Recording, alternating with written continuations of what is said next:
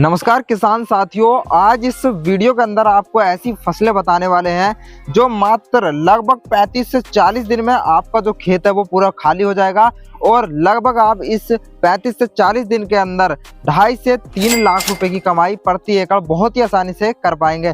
तो ये कौन सी वो शानदार फसलें हैं जो आज आपको इस वीडियो में बताएंगे। हमारे साथ प्रगतिशील किसान जुड़े हुए हैं, तो सबसे पहले आपका हमारे चैनल पर स्वागत है जी।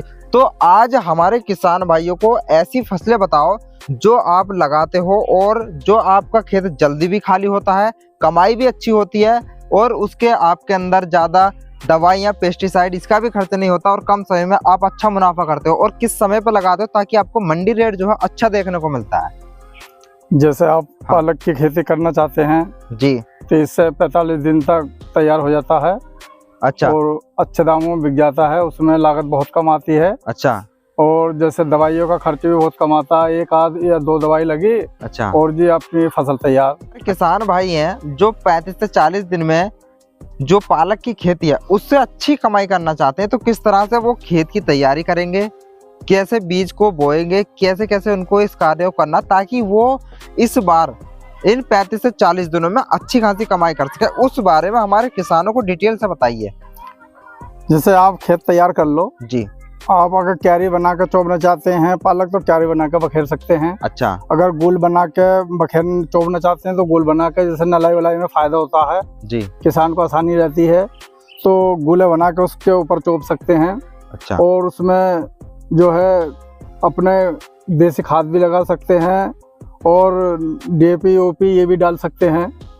इससे ज़्यादा उत्पादन हो गया, उससे बढ़िया ग्रोथ करता है पौधा। अच्छा।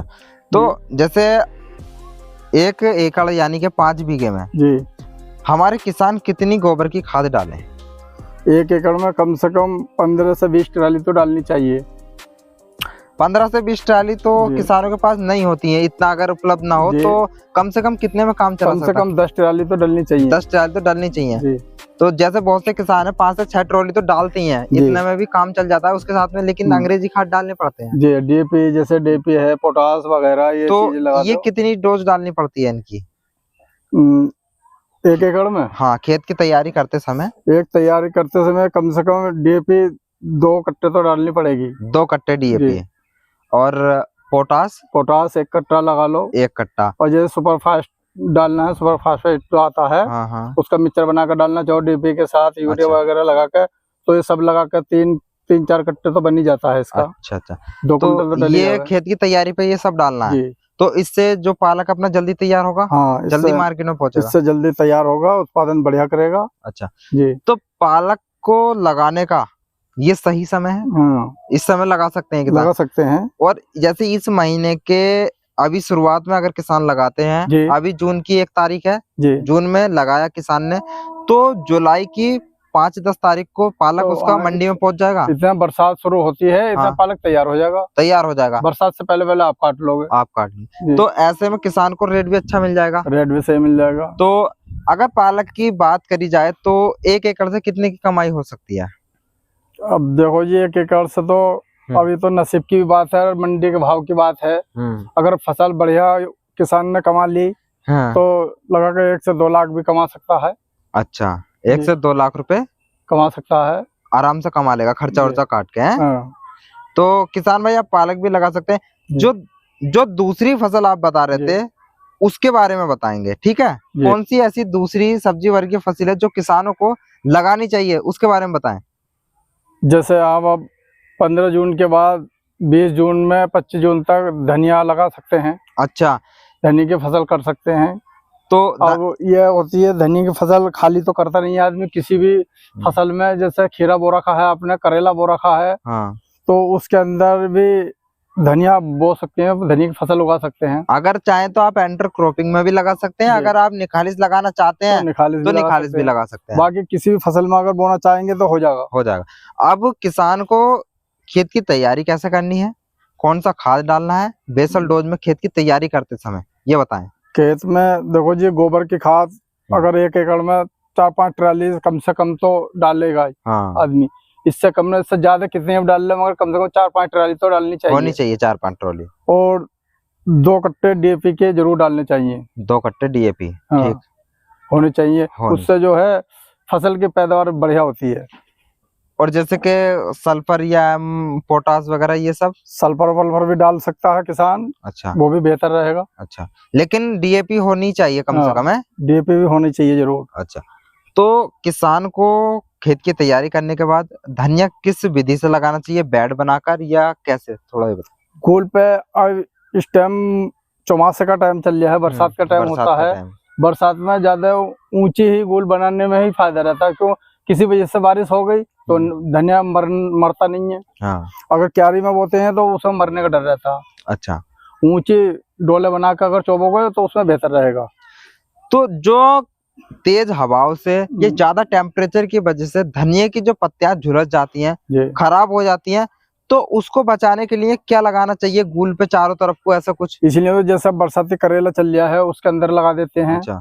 तो थोड़े तपस कम मारता है, गर्मी कम मानता है। ऐसा करते हैं कुछ किसान के, जैसे धनिया लगाया तो कुछ दूरी पे मक्का की जो बिजाई है वो साइडों से कर देते हैं, उससे कुछ फायदा होता है? मक्का नहीं, जैसे अब करेला में लगा देते हैं, जैसे बहुत से लौकी में लगा देते हैं धनिया। अच्छा। या जैसे अब ये बोल रहे हैं रमास बोल रहे हैं, इसकी फसल में लगा देते हैं।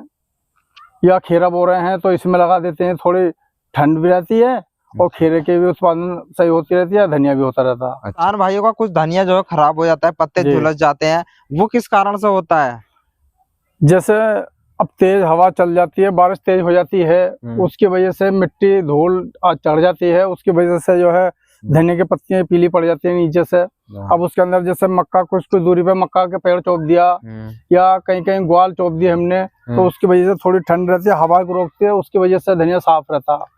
मतलब तेज अगर हवाएं चलती हैं तो उससे पत्ते खराब नहीं होता। और जो हमारे किसान भाई हैं, धनिया की जो फसल है इसको लगाएंगे, कितना खर्चा आ जाता है, कितनी कमाई होने का उसके अंदर चांस होता है?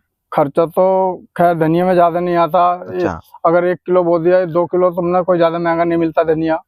इसके फसल ये तो ऐसे मान लो 100 रुपए किलो, 200 रुपए किलो, 300 रुपए किलो तक धनिया बिक जाता है चौमासे में। अच्छा।